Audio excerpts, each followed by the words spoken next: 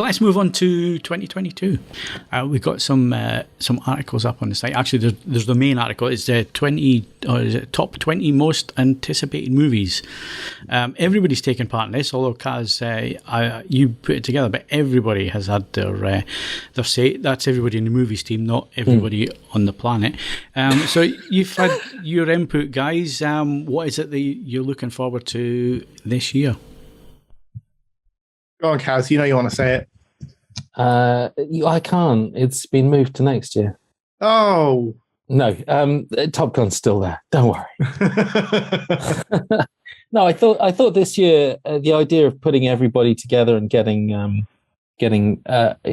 scores from the whole team was a nice way of maybe giving a more balanced approach to the article.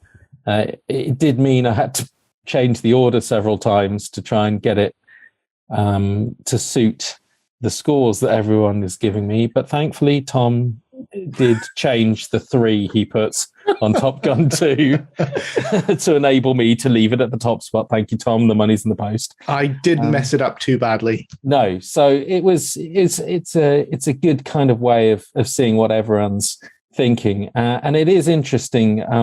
It's a long old list. The only way we could get anything that wasn't a blockbuster in there was by basically doing 20 movies. But there are a lot of big movies in there which we're all not really certain about, including the Batman. One thing I think I'm fairly secure about is what Tom Cruise will bring to the fore. So I'm quite happy having Top Gun and Mission Impossible, which has since been bumped, quite high up on the list. Now, do I think that the fact that the latest Mission Impossible movie is moved to 2023 means Top Gun's going to be moved as well? And Mark's shaking his head. No. Well, I'd like to think what they're doing is merely spacing out big, stunt-driven Tom Cruise action movies so that, because I don't know how many more he's got left in the tank. So maybe they're just spacing them out over the next few years. So I'd like to think the biggest movie will be Top Gun Maverick.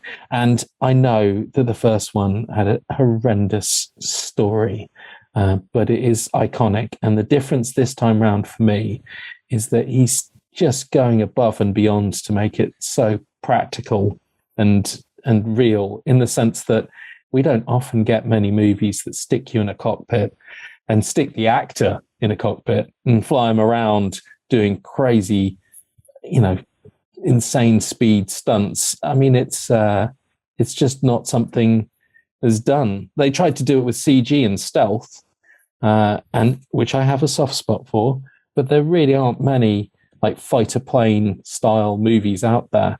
And for them to do a lot of it practically is something that certainly got me very interested.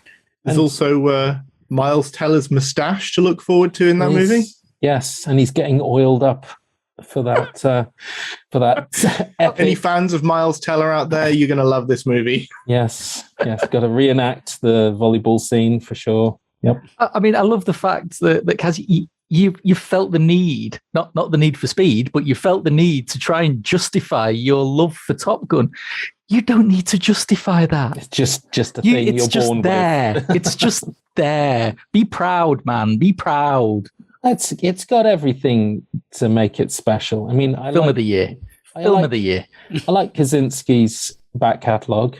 I don't think... I mean, Cruise is on a real roll when he does these kinds of movies.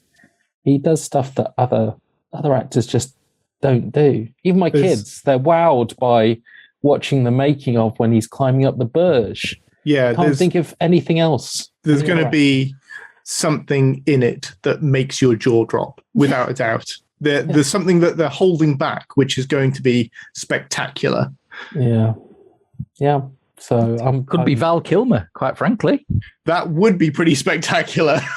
There was the Val documentary that we could watch over Christmas. I didn't actually get around to it because I wanted to have a happy Christmas. Excellent. I know, I'm sure it was. It was utterly tragic at the same time.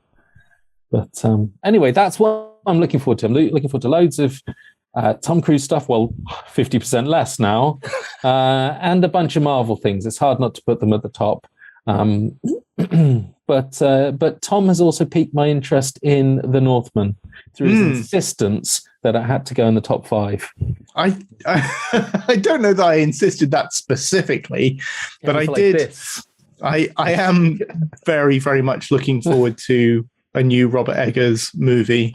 I don't think he's made a single film that he's not made that many films, but of the films that he's made, there isn't one that I don't think that's like one of the films of the year for me. The Lighthouse, 2019, was that the end of 2019?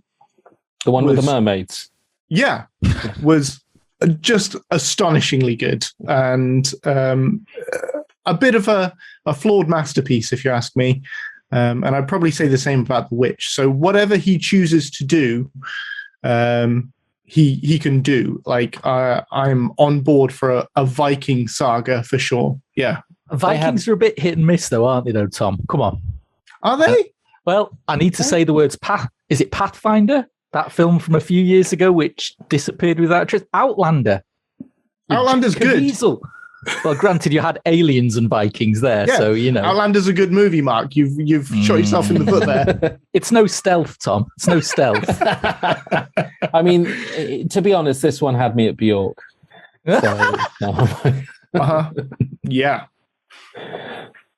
What else? Yeah. What was your biggest hitter, Mark, that you really felt like ought to be high up on the list? Well, I mean, I'm going to go for Jordan Peele's Nope. Now, only because there's very little nostalgia in that one, Mark. I have to warn you. Yes, that's fine. That's fine. I'm over nostalgia. Nostalgia was so 21, Tom. It was so 21. No, but what I love about Nope is we know nothing. Nothing. We know not a sausage about this film. There's nothing on IMDb. There's nothing about plot or anything other than that crazy poster with a cloud. And we know that it's got Daniel Kaluuya and Stephen Ewan and, interestingly, Terry Notary. You know, the guy who did all the mocap for a lot of the Planet of the Apes films alongside Andy Serkis. So does that mean we're going to have some form of crazy creature in a Jordan Peele film? I'm putting my money on aliens. There's like a kite flowing in the cloud or something, isn't there? You can't see the end of it, but you can see the tail, and also certain sequences filmed with IMAX. I mean, he's going big for this one. But I mean, it's for me, Peele. You know, his last two films, they didn't quite hit the mark for me. You know, Get Out, it was interesting, but with my crazy love of Italian schlock, it didn't go far enough. And Us, I thought it was a fascinating premise, but it tied itself up in knots, so it didn't quite deliver. So I'm hoping that this is third time lucky for him. But again, I just love the fact that there's this mystery about it. We know nothing, don't have a clue about it, and I just love that. It could be total part for all I know. But I just love the fact that we know nothing about it. They're going to release the trailer tomorrow and it'll give away everything about the entire movie. And you'll watch it. And I'll still watch it. Absolutely. Yeah, so that's the one for me. Any love for Avatar? Is there any love? I got to address the elephant in my room. Avatar, any love? Are we itching? Yeah. I couldn't be less interested. Oh, come on, Phil, you've got to have a little bit of love for Avatar. No, I really didn't like the first one. So I'm not interested in seeing another 14. Sorry. No interest. So I'm with you, Cass. I got into so much grief over not including Avatar in this list. It's 13 years. I'd have given them anything earlier than 3 years ago. So within 10 years of the first Avatar movie, I would have included it. But 13 years, what am I waiting for? Yeah. But what is this movie that's gonna? But it's Cameron. You know what's going to happen? He's going to just wait till we're all bored, and then he'll just casually release a trailer, and our jaws will drop. It's what he does. I'm sure it'll be good. I've just got no anticipation. I've got there's nothing left in the tank after 13 years. So you're absolutely right. I'll go and see it. It'll be very impressive, particularly visually. But I'm not sitting here going, if it was pushed back another 10 years, I wouldn't care. it would mean zero to me, because it's just been too long, and he's talked about it for that entire time. It's not like there was never going to be a sequel, and then he suddenly announced there's a sequel coming out this year that he's been working on for 13 years. Every year he's been talking about his sequel and how he can't even...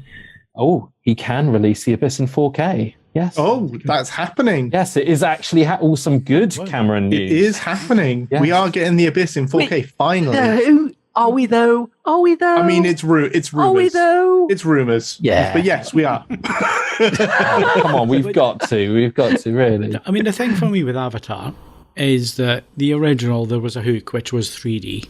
That was the big thing, and he moved the technology on. There's no denying that.